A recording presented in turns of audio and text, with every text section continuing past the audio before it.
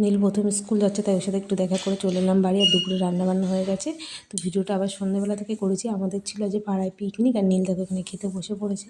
আর আমরা ওখানে ওর খাওয়া দাওয়ার পর ওকে বাড়ি দিয়ে এসে আমরা খেতে বসে পড়েছি।